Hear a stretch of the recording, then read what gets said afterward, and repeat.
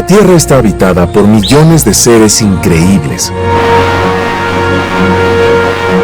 En cada rincón nos sorprende una magnífica diversidad de vida.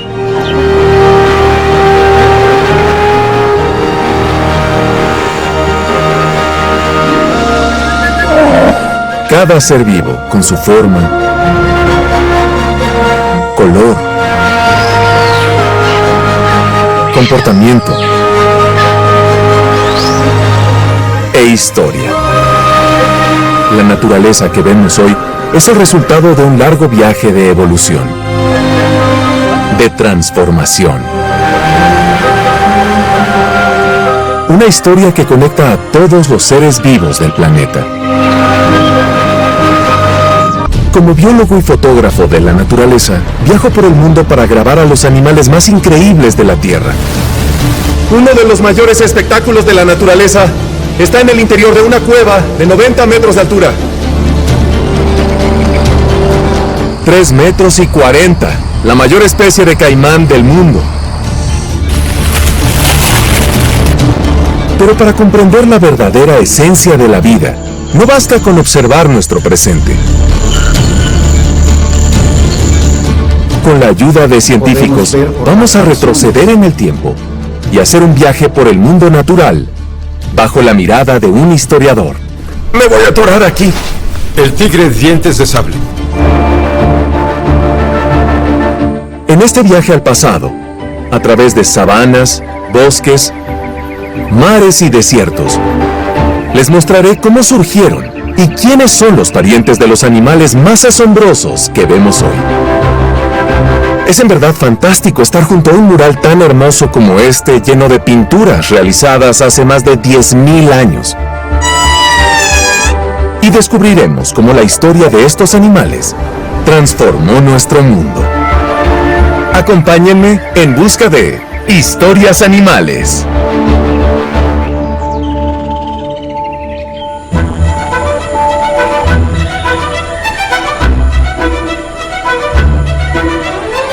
En el episodio anterior, recorrí el planeta en busca de los principales grupos de primates.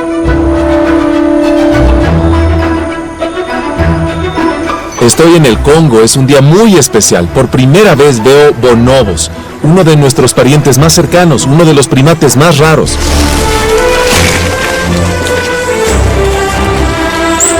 Ese de ahí es un imbre, la especie de lémur más grande. El Amazonas es la tierra con mayor diversidad de primates del mundo, solo que todos ellos viven en las copas. Emprenderé una aventura en las alturas para ver a mis primos directos.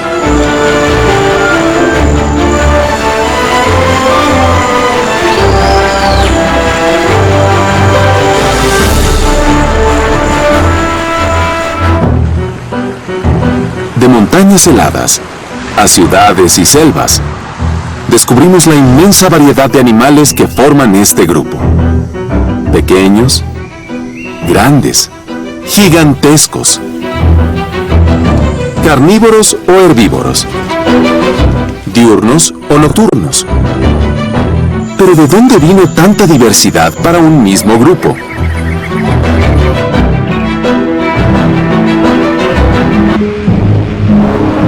Para buscar el origen de los primates, y claro, el nuestro también, visitaré al investigador Matías Pires, de la Universidad Estatal de Campinas, en el interior de Sao Paulo. A través del análisis de fósiles y la ecología, estudia la evolución de los mamíferos. Matías, al final, ¿quién fue el precursor o primer primate que dio lugar a esta increíble diversidad que vemos hoy, desde los 100 gramos hasta un gorila de más de 250 kilos? ¿Cómo surgió eso? El grupo de los primates es bastante antiguo. Un grupo antiguo, hay algunos estudios que incluso sugieren que ya habían aparecido los primates ancestrales, habían surgido cuando todavía había dinosaurios. Los fósiles que podemos atribuir en verdad al grupo de los primates son de alrededor de 65 millones de años, es decir, antes de la extinción. Había una serie de pequeños animales arborícolas que hoy se llaman Plesiadapiformes y pudieron haber sido los antepasados o especies muy parecidas a los primates. Y estos arborícolas le dieron lugar a este linaje evolutivo que más tarde se diversificó en tantas formas distintas, desde los pequeños monos tití hasta los gorilas. Y los pequeños Plesiadapiformes, ¿se dice? Así es. Es un trabalenguas. Un nombre complicado. ¿Cómo era el aspecto de estos animales? ¿Pequeños, grandes?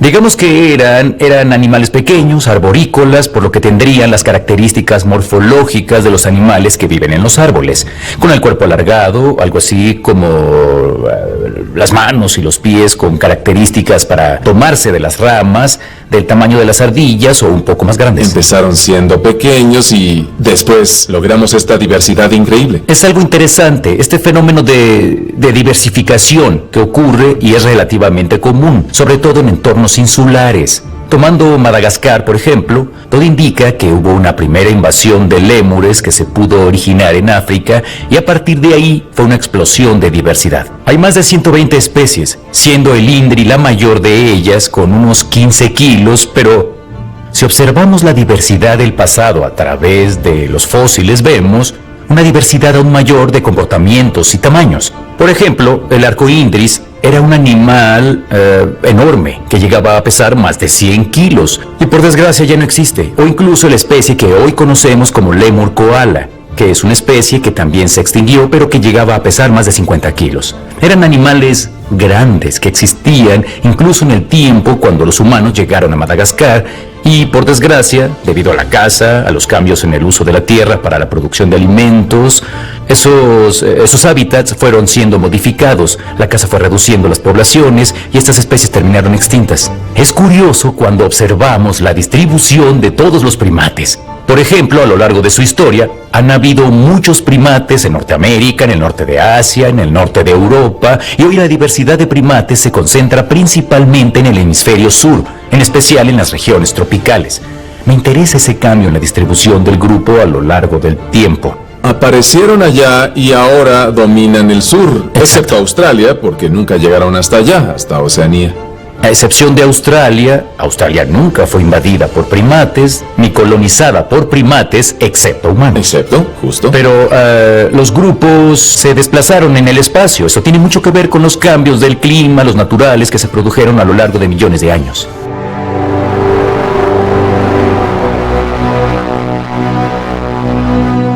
Brasil es hoy el país con mayor diversidad de primates.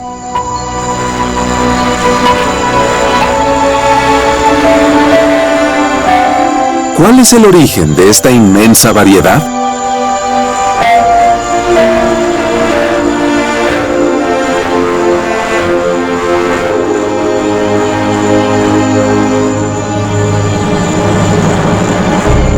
Estudios recientes encontraron fósiles de animales muy similares entre América del Sur, en Perú, y África Oriental, en Etiopía.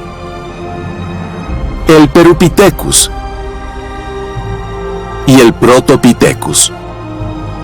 Las semejanzas dejan clara la relación entre estos animales. La hipótesis más probable es que los primates africanos, más antiguos, colonizaron América del Sur cruzando el Océano Atlántico. El pequeño primate pudo haber llegado al continente flotando en islas flotantes formadas por grupos de troncos arrojados al mar por las tormentas. Cuando llegaron a América del Sur, se encontraron con bosques y se diversificaron. Hace unos 30 millones de años, en la probable época de esta migración, el viaje fue más corto y las corrientes marinas viajaron en dirección a América del Sur. Por eso, conocer más a fondo los detalles de esta historia de la evolución se vuelve difícil, ya que es extremadamente raro encontrar fósiles de primates en buen estado en Brasil. Difícil, pero no imposible. El investigador Rodrigo López Ferreira de la Universidad Federal de Lavras en Minas Gerais es un especialista en cuevas. Ha explorado estos ambientes subterráneos por todo el mundo, lugares que son especiales para encontrar fósiles.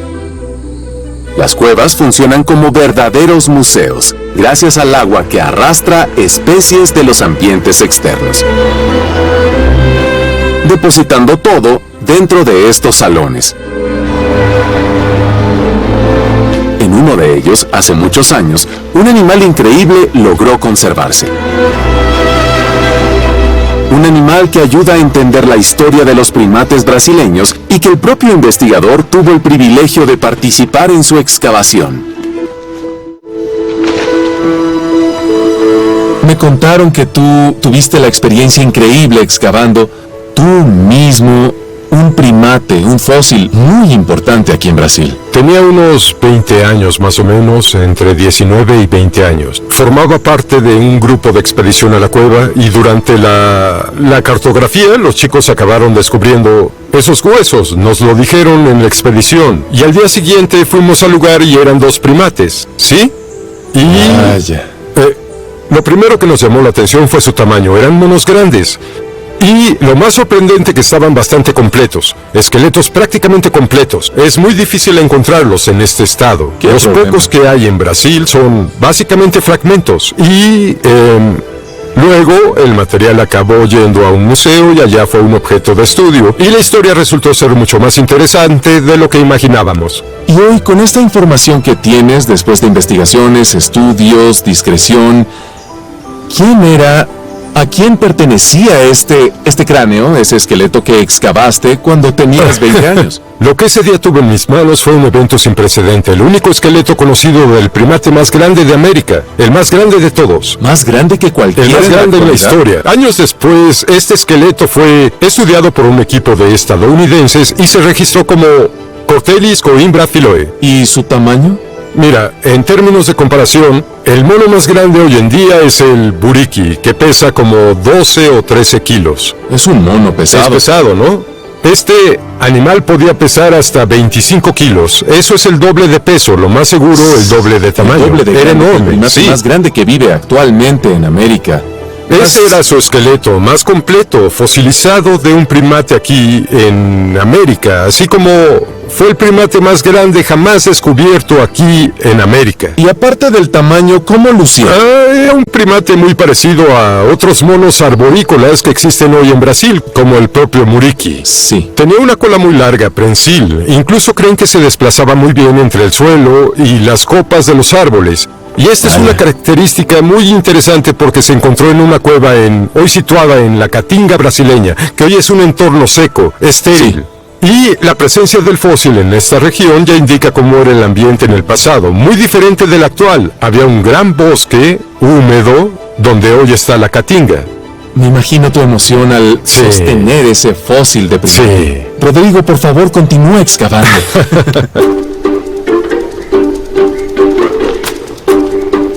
Estudiar el pasado de los animales no solo nos cuenta su historia, sino que nos ayuda a desentrañar cómo era nuestro planeta y qué cambios ha experimentado.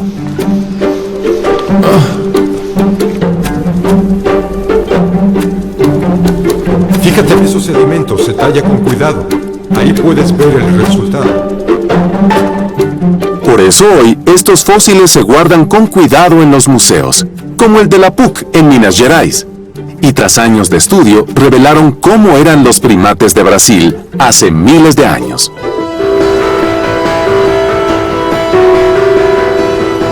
El profesor Castor Cartelle es uno de los mayores paleontólogos de Brasil. Y me mostrará algunos de los fósiles más importantes ya descubiertos en nuestro territorio. Tenemos aquí fósiles de primates que aún viven, que convivieron con estos 2 que están extintos. No hay nada en el mundo que se le compare a la diversidad de los monos brasileños. Cuando lo descubrí, pensé que sería el mismo Protopithecus, pero en mi tesis doctoral demostré que este es otra especie. Tuvieron la amabilidad de bautizarlo como Cartellius, ¿sí? Ah, le pusieron pero el nombre. qué honor. Y ¿Es el original? ¿Puedo verlo? Es el original. Y esta es otra especie, también diferente, nueva, a esta la bauticé y le puse el nombre que me parece precioso, Caipora. Caipora. Caipora, para colocar el folclore nacional dentro de la ciencia. Este y el resto del esqueleto es el primate fósil mejor conservado en el mundo. Vaya, y yo ya lo tomé con las manos. Estos primates que tienes aquí y que son los más completos hasta la fecha, ¿son parecidos a los primates actuales que vemos en Brasil? Este sería lo más parecido al mono araña o más grande, el muriqui. Pudo tener un tamaño similar a un chimpancé pequeño, y este sería más parecido al mono araña, pero digamos que es su primo el grande. Estos serían los equivalentes hoy. ¿Es un mono araña? Araña. Pero ten en cuenta que lo encontré en la Caatinga, y este animal era de la selva, probablemente selva atlántica. Esto significa que el clima y la mata atlántica desaparecieron. ¿Y entonces cuándo dejó de existir? Digamos, haciendo los cálculos y una especie de adaptación indirecta que hubo, serían 15, 20, 25 mil años. Vaya, y este es el original, es El original. grande, increíble. Sí, lo es. Un doble honor para mí tocarlo y estar hablando contigo.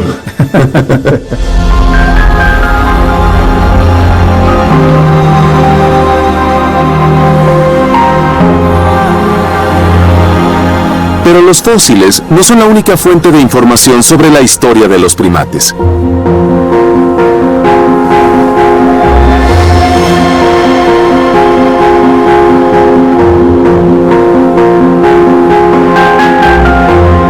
En Cerca Grande, en la región de Laguna Santa, en Minas Gerais, encontramos pistas que dejó otro primate y que cuentan la historia de los primates que habitaron Brasil.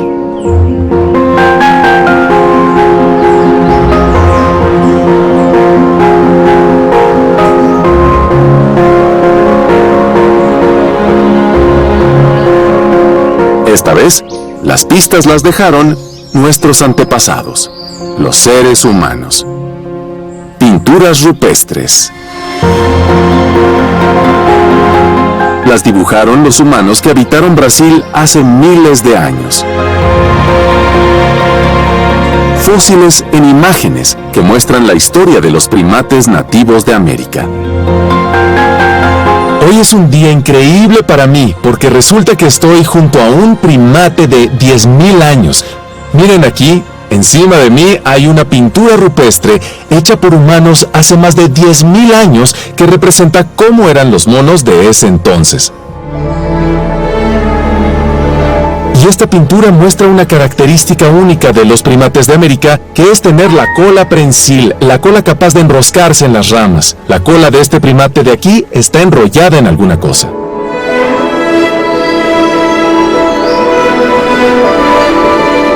Pero al mismo tiempo fue la diversificación de los primates de América.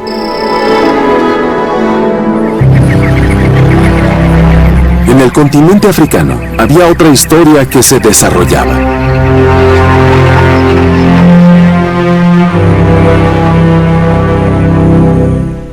Una historia que cambiaría el curso de la vida en el planeta.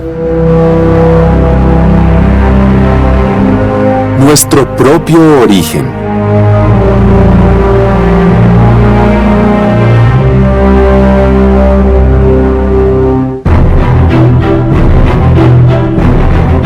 Tras su origen en África, rápidamente los primeros homínidos se diversificaron y se extendieron por el mundo. Una evolución repentina seguida de extinciones. El Homo sapiens, nuestra especie, siempre cohabitó en el mundo con otros animales muy parecidos a nosotros, incluso del mismo género.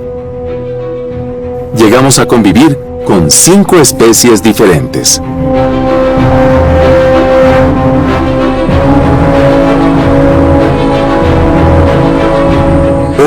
estamos prácticamente solos.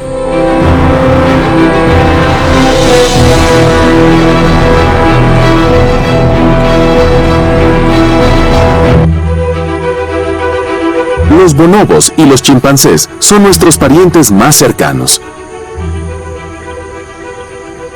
Pero esto no significa que seamos descendientes directos de ellos. Solo son los más próximos que quedan. Nosotros, los bonobos, los chimpancés y los gorilas, tenemos un antepasado común. El investigador Rodrigo López Ferreira tuvo una oportunidad única. Pudo examinar de cerca algunos de los fósiles más importantes del planeta. Rodrigo, creo que eres una de las pocas personas que han tenido el privilegio de tener nuestra historia en las manos. ¿Cómo fue para ti esa historia? Fue realmente un privilegio. Llevábamos un proyecto en Kenia de varios meses y los investigadores con los que trabajábamos conocían a la gente de arqueología, de paleoantropología, y al final de nuestro viaje llamaron y el conservador abrió la colección científica para nosotros, que no es didáctica. Allá en Kenia, allá en la cuna de nosotros, en África, los originales. Y ahí, entre las cosas que tuve la oportunidad de tocar, está el Procónsul africanus, que es uno de los más antiguos. Era un primate ancestral. Procónsul africanus. Sí. ¿De cuándo data el fósil, el de tus manos? Unos 22 millones de años.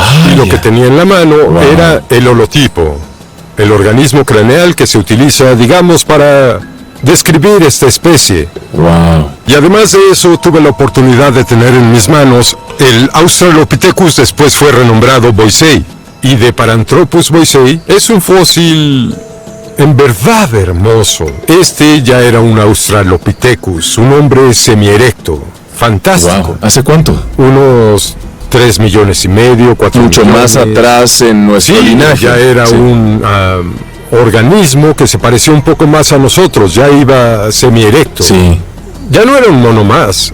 Y también otro organismo que vimos, sensacional, era un esqueleto que es el más completo que se conoce del Homo erectus. Y también de unos 2 y medio. Era un Homo erectus. Sí, exacto. ¿De hace cuánto tiempo? 2 millones y medio. 2 millones Así y es, medio. fue algo increíble. Wow. La posibilidad. Y ya era un animal que caminaba. Ya era un homínido muy parecido a nosotros. Incluso, tocar algo así es una oportunidad de tocar el pasado. Sí, y lo que me fascina es algo tan extraño de todos estos animales que vivieron. Cada vez hay más fósiles, se siguen encontrando. Y hoy, como especie, estamos solos aquí, de este linaje. De este linaje, De los homínidos, de los hombres, el más parecido.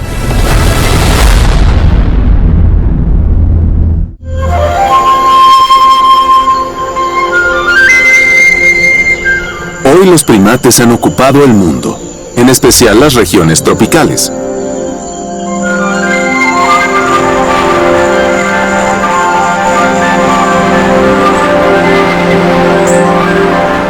Y curiosamente, son más diversos en las regiones a las que llegaron al último, como América del Sur y Madagascar. Pero esta evolución, en especial nosotros, sin duda tuvo influencia en el mundo.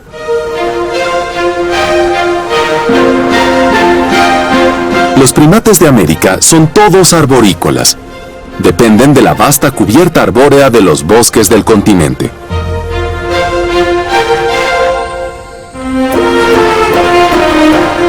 Pero ellos también contribuyen de forma fundamental a la vida de esos biomas.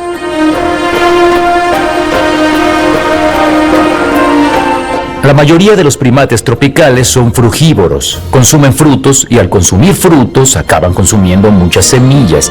Y además los primates tienen una gran capacidad de desplazamiento. Al consumir frutos y desplazarse por el hábitat, acaban llevándose las semillas y dispersándolas por todo el entorno.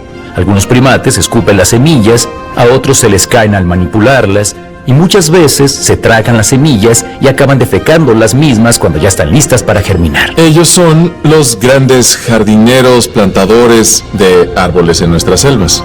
Sin duda, los primates son muy importantes en su función de plantar y replantar todos los árboles de la selva.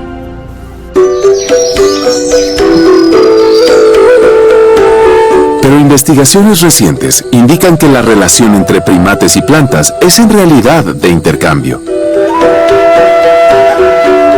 La vegetación ha beneficiado a estos animales a lo largo de la evolución.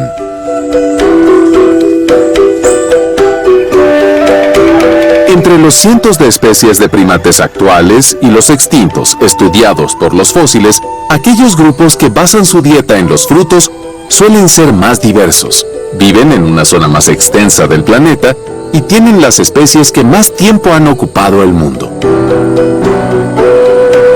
La recíproca relación beneficiosa entre las plantas frutales y los primates generó una diversificación paralela en estos grupos de organismos. Una coevolución. Las plantas, a través de sus semillas, garantizan el movimiento en los primates, mientras que estos obtienen un alimento especial y un hogar.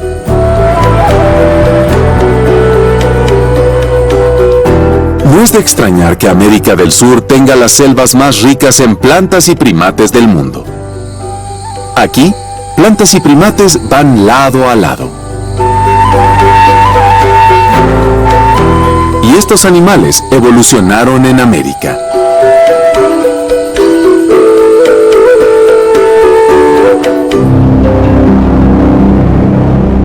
Pero se cree que hace al menos 15.000 años un primate llegó a las tierras que hoy forman Brasil tras un viaje extenso. Un primate que surgió en África e iría a transformar el continente, más que todos los demás que evolucionaron aquí.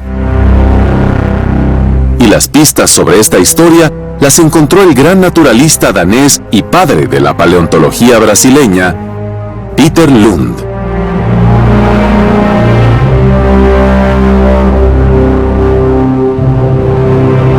Exploró las numerosas cuevas de la región de Minas Gerais a mediados del siglo XIX, y allí encontró fósiles de animales increíbles, que hoy ya están extintos. Mastodontes, armadillos de cientos de kilos, perezosos gigantes, caballos, tigres dientes de sable. Pero el descubrimiento que más conmocionó a Lund fue el de un primate muy especial, que convivía con estos animales gigantes del pasado.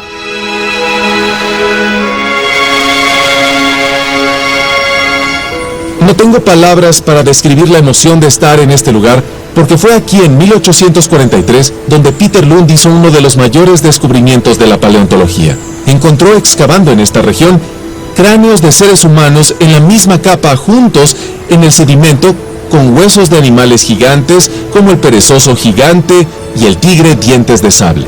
Y el hecho de que estén en la misma capa al mismo tiempo demuestra que vivieron juntos. Los seres humanos vieron con sus propios ojos tigres dientes de sable en esta región y perezosos de más de 3 metros de altura.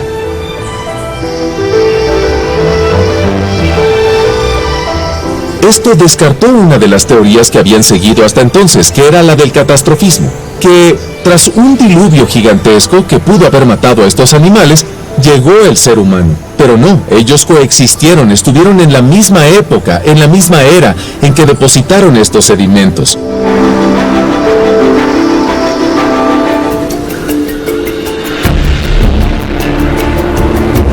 Los investigadores calculan que la llegada del ser humano a América del Sur se produjo hace unos 15.000 años. El fósil humano más antiguo descubierto en Brasil se encontró en Lapa Vermelha, en Minas Gerais.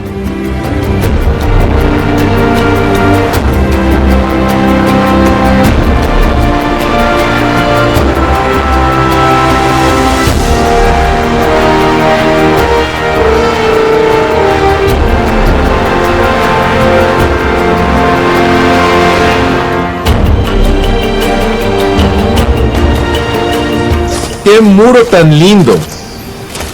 Es impresionante. Bien, estamos en Lapa Vermelha 4, uno de los lugares donde se encontró uno de los mayores descubrimientos de la arqueología brasileña. ¿Justo en este lugar? Exacto. ¿Podría ver el lugar exacto del descubrimiento? Sí, te puedo llevar. ¡Vamos!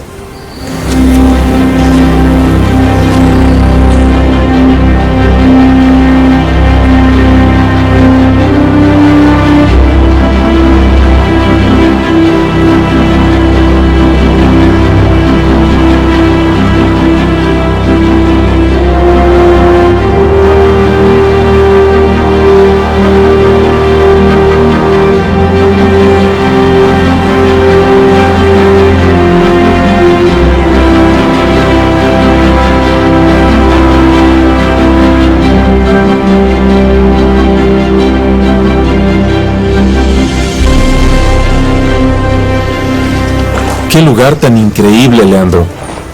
Se parece a una película de Indiana Jones. Mira eso, la excavación. ¿Y quién lo encontró aquí? Bueno, Joao, fue en este sector del Lapa Vermelha 4 donde un esqueleto femenino fue encontrado y llamado Lucía. Lucía, el fósil más famoso de Brasil. Sí, Justo Lucía aquí. es el fósil más famoso. Justo en esta región. En este sector. En los años 70, más o menos. Exacto. Es increíble estar en este lugar. Ahora, ¿por qué es tan famosa? ¿Qué representaba Lucía en términos de conocimiento para nosotros? ¿Qué aportó de nuevo? ¿Qué cambió del panorama que imaginamos de las poblaciones humanas aquí en Brasil?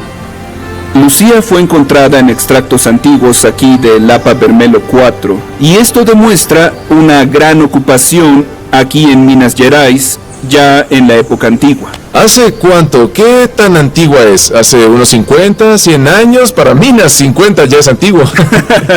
Bueno, Lucía fue datada en 11.300 años. 11.300 años.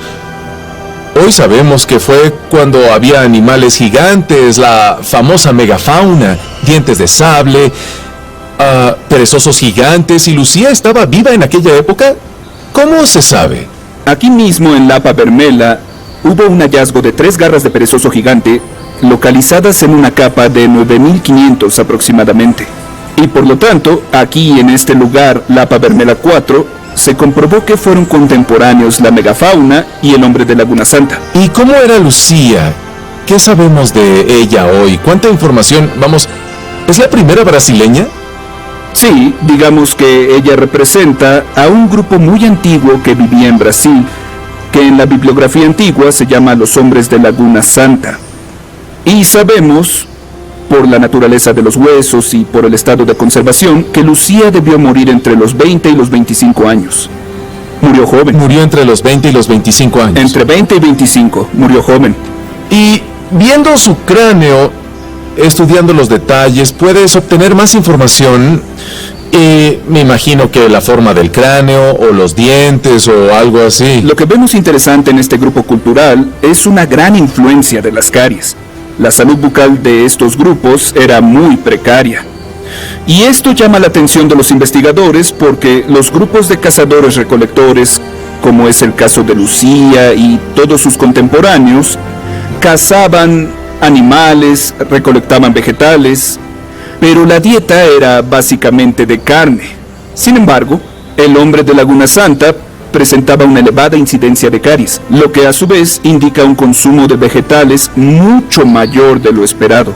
Si Lucía vivió en una época en la que había perezosos gigantes, aquel toxodón que parecía un rinoceronte gigante, había muchos animales grandes en aquella época, no faltaba carne, pero aún así los dientes indican una dieta donde predominaba lo vegetal. Entonces, los primeros brasileños no eran muy aficionados del churrasco. Al parecer no. Comprender la dieta de los antiguos humanos de Brasil y su relación con el medio ambiente es fundamental para estimar los posibles impactos de estas poblaciones sobre la naturaleza. Pero, ¿cuándo y cómo la llegada de los humanos influyó en las relaciones ecológicas del Brasil del pasado? Sabemos que los antiguos pueblos de Brasil se alimentaban sobre todo de plantas. La pregunta es, si nuestros antepasados eran capaces de cazar y alimentarse de animales tan grandes como mastodontes y perezosos gigantes.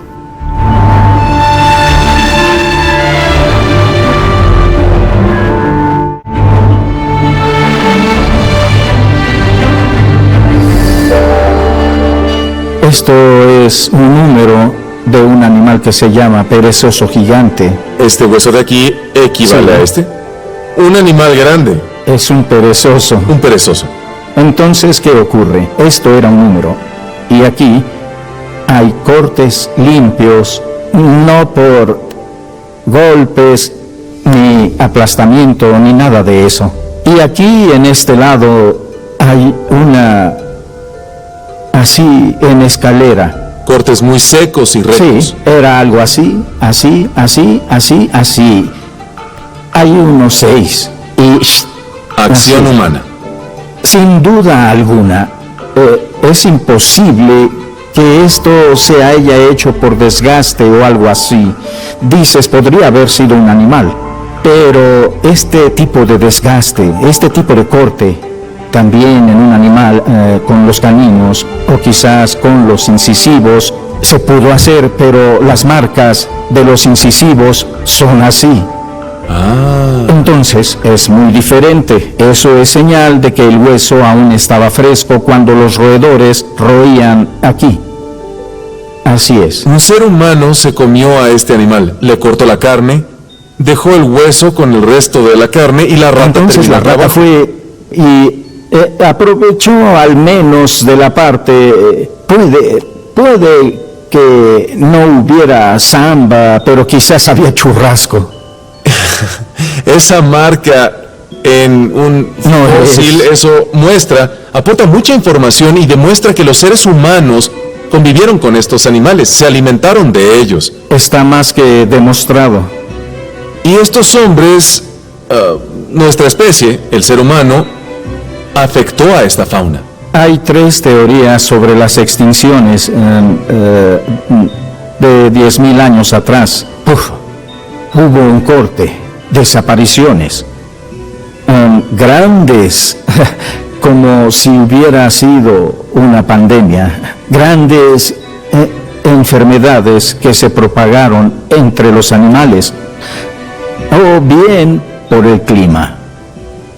A mí me parece que fue la evolución climática y no cabe en mi cabeza que fuera el hombre cazador. No tenía los números ni la tecnología suficiente para eso, y mucho menos una gran pandemia que afectara a todo. Pero hoy en día las cosas han cambiado. Ahora tenemos una mentalidad estrictamente, digámoslo así, económica. Y la economía, ¿acaso la Tierra ha estado preparada para tener los millones de habitantes que tiene y que lleve un crecimiento? Algunos dicen que exponencial. No sé.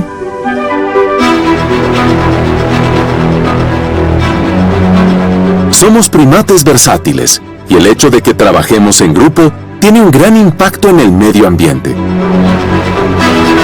Y la evolución de nuestra sociedad marcó la diferencia. Pasamos por la colonización, la revolución industrial y la adición de los 200 millones de habitantes. Sea dentro de Brasil o en otra parte, nosotros fuimos los primates que destrozaron el mundo.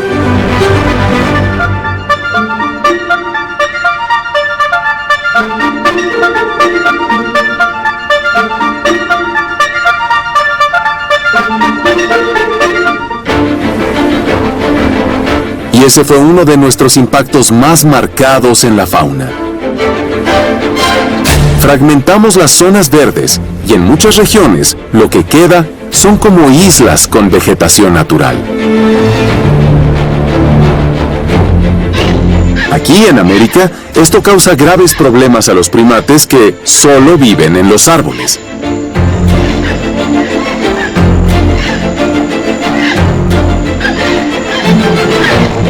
Situación que deja a las poblaciones animales aisladas, principalmente a los primates, ya que ellos evitan cruzar zonas abiertas. A largo plazo, esto provoca una falta de recursos para los primates y problemas genéticos en las poblaciones que acaban desapareciendo. Solo en Brasil tenemos más de 30 primates en peligro de extinción.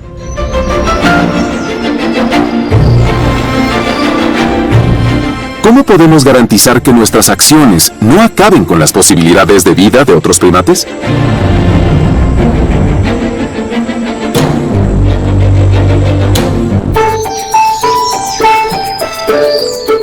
La solución puede estar en el trabajo de esta investigadora.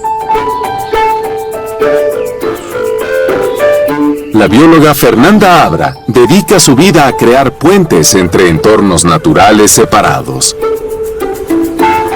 los llamados pasos de fauna. estructuras que permiten a los animales cruzar carreteras o regiones deforestadas y alteradas. Así pueden transitar con seguridad entre las extensiones naturales que quedan.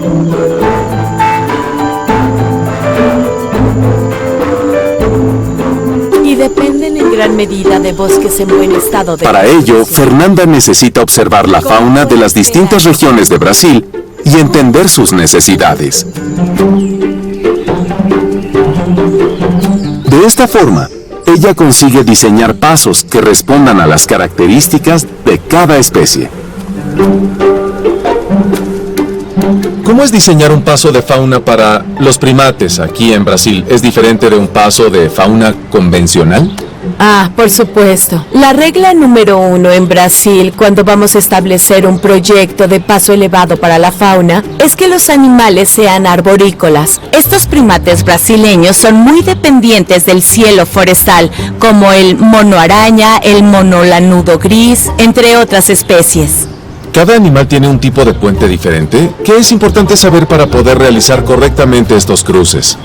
La elección del diseño del paso depende en gran medida de cómo se mueven los animales en la naturaleza, ya sea por braquiación o saltando. Tenemos animales cuadrúpedos también, que se mueven con la ayuda de la cola o no. Y también está la elección de los materiales. Sí, ya sabemos que en el Amazonas la temperatura es muy cálida. Llueve prácticamente todos los días. Así que lo que intentamos es imitar al máximo este ambiente forestal. Aunque no podamos reconectar con los árboles, ponemos una estructura que sea muy parecida y que se adecue al tipo locomotor de los animales. Y así, cuando ponemos estos pasos de fauna en las carreteras, beneficiamos a dos tipos de primates. Para los no humanos, reduce los atropellos porque algunas especies siguen bajando al suelo y cruzan la carretera y son susceptibles a accidentes. Y en segundo lugar, reconectamos a las especies que son en verdad especialistas en columpiarse y no bajan al suelo para cruzar las carreteras. Y para los primates humanos, nosotros, no, sacar a los animales que cruzan la carretera es una cuestión de seguridad humana, de seguridad del tránsito. ¿Cómo ves el futuro de los primates brasileños? Bueno, hablando de forma realista, es que creo que más del 60% de las especies de primates de todo el mundo se encuentran bajo algún grado de amenaza de extinción. En Brasil, innumerables especies ya están amenazadas. Pero lo que es más preocupante es que las especies que aún no lo están, sus poblaciones están disminuyendo. Promoviendo estos pasos seguros para estos animales, eliminamos el impacto de la muerte directa de individuos por atropellamiento. Y la segunda cosa es que nosotros, la gente, reconecta estas poblaciones. Por eso antes, donde las copas de los árboles que daban conectividad forestal se perdió porque tienes una carretera o una autopista, ponemos un puente colgante. Significa que los animales ahora pueden moverse con relativa seguridad. De este modo, reducimos el efecto de la fragmentación. Ciertamente, el futuro de los primates no humanos depende en gran medida de las acciones que nosotros tomamos ahora y de las que tomaremos en el futuro.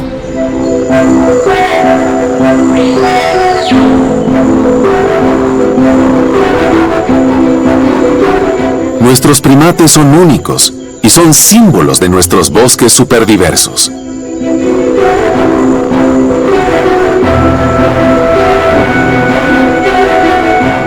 Y nosotros, que tanto hemos transformado el mundo, que hemos quitado espacio a otros primates, tenemos la oportunidad y la obligación de revertir este escenario.